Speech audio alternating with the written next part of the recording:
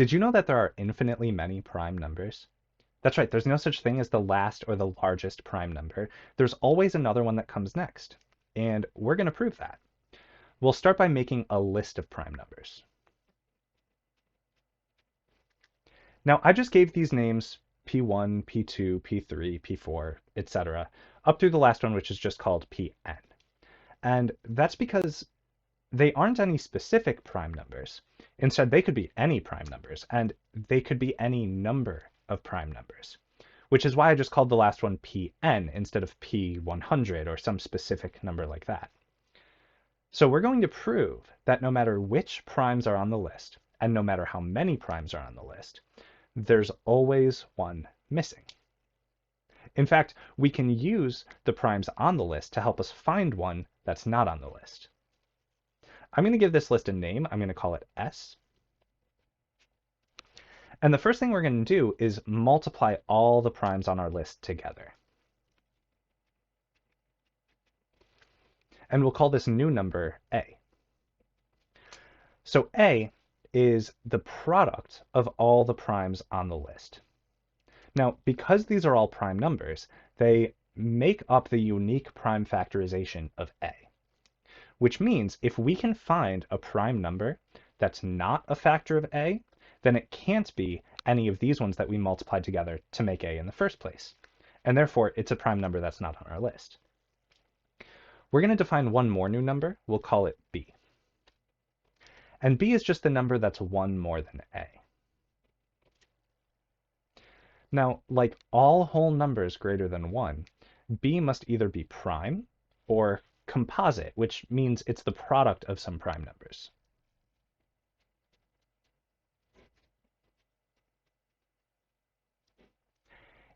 If B is prime, then we did it. We found a prime number that's not on the list, right? It can't be any of the numbers on the list. It's bigger than any of the numbers on the list because it's one more than the product of all of them.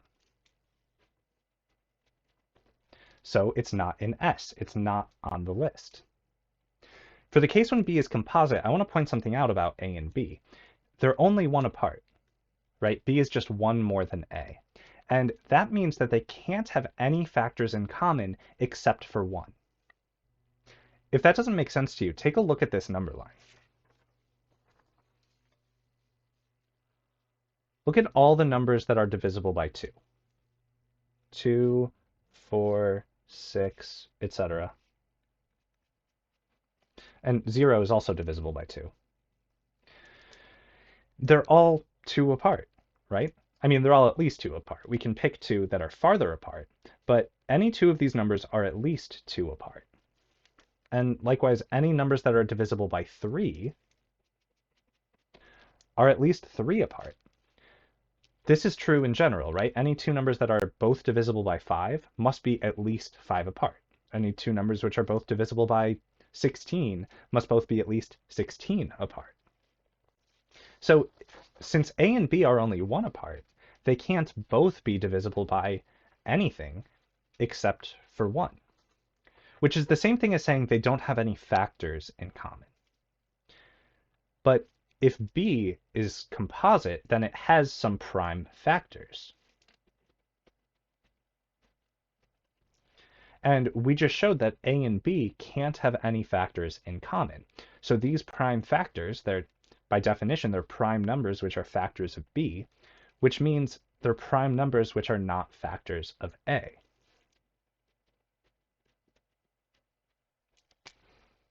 And like we said earlier, if we could find a prime number that's not a factor of A, then it can't be any of these prime numbers that we multiplied together to make A, because every whole number only has one unique prime factorization. So if this is a prime number that's not a factor of A, then it's a prime number that's not on our list.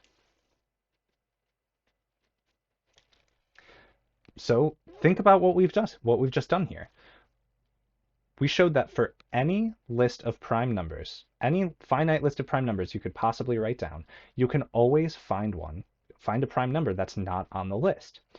All you have to do is multiply them all together, add 1, and then either that new number will be prime itself, or it will have some prime factors. Either way, those new prime numbers cannot possibly be any of the numbers you started with. That means that any finite list of prime numbers is incomplete, which means there are infinitely many prime numbers.